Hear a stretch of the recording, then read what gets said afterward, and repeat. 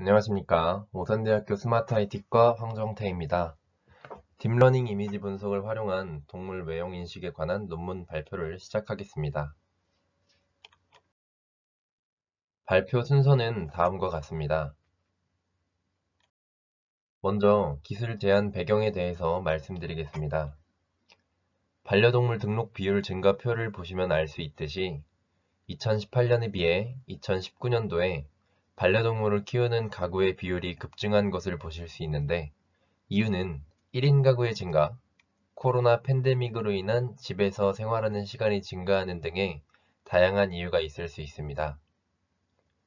하지만 방금 말씀드린 상황은 좋은 결과만을 내지는 않았는데요. 다음 유기동물 비율 증가표를 보시면 유기동물의 비율이 계속적으로 증가하는 추세임을 보실 수 있습니다. 유기동물의 비율이 증가하는 것을 시작으로 연쇄적인 문제점들이 생기기 시작합니다. 유기동물을 보호하는 유기동물 보호소가 넘쳐나는 동물들을 모두 보호할 수 없어 포화 상태가 되고, 더 많은 보호소를 만들고 관리하기 위해 더 많은 재정과 인력을 투입해야 하는 문제가 생깁니다. 현재는 위 방법으로도 감당할 수 없어 짧은 보호기간이 끝나게 되면 동물을 안락사시키는 방법을 사용하고 있습니다. 앞서 말씀드린 문제점들은 유기동물의 지속적인 증가가 시발점이었습니다. 국가에서는 방금 말씀드린 문제를 해결하기 위해 2008년부터 인식표를 내장 또는 외장하는 방법으로 동물 등록 제도를 시행하고 있습니다. 하지만 몇 가지 문제점으로 인해 동물 등록이 제대로 진행되고 있지 않다고 판단됩니다. 현행되고 있는 동물 등록 절차의 번거로움이 첫 번째 문제점입니다. 현재 동물을 등록하려면 반려동물을 동반하여 동물등록계획 대행기관으로 지정된 동물병원에 방문합니다. 수의사와 동물 등록 방법에 대해 상담 후 등록 방법을 선택합니다. 반려동물의 정보가 입력된 식별장치 또는 인식표를 수령합니다. 시, 군, 구청을 방문하여 반려동물 등록을 신고하고 동물등록증을 발급받습니다. 이처럼 과정이 너무 번거롭고 비용 또한 개인이 부담해야 해서 대부분의 사람들이 귀찮음으로 인해 반려동물을 등록하고 있지 않습니다.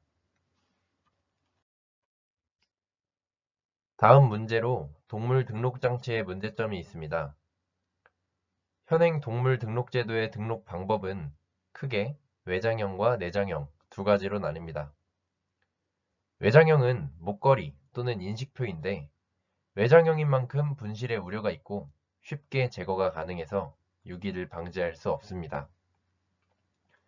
내장형은 마이크로칩을 체내에 삽입하는 방법인데, 동물이 성장함에 따라 체내에서 장치가 이동할 가능성이 있고 염증 및 부종 등의 부작용이 발생하기도 합니다. 본 논문에서는 앞서 언급한 문제점들을 해결하기 위해 절차를 간소화시키고 부작용 우려 없이 동물 등록을 할 수 있는 기술을 제안합니다. 제안하는 기술은 딥러닝 프레임워크인 텐서플로우와 컨볼루션 뉴럴 네트워크 알고리즘을 이용하여 사진에서 동물 골격의 특징점을 찾아내고 특징점 간 분석한 비율 데이터를 획득합니다.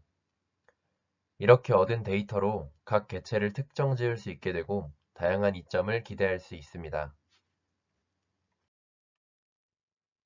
첫 번째, 동물 등록 방법이 간소화됨으로써 동물 등록 비율이 증가하여 유기동물 예방의 효과가 증대됩니다.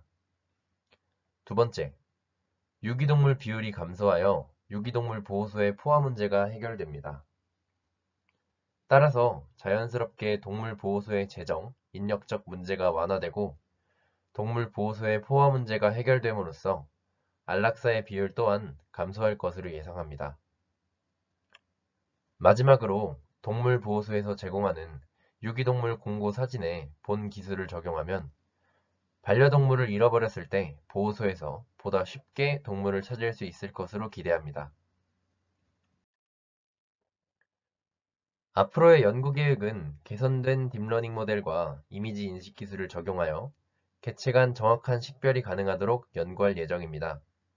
또한 본 논문의 최종 목표는 현행되고 있는 동물 등록 방법을 대체할 수 있는 기술로서 동물 유기 문제 해결에 기여하는 것입니다.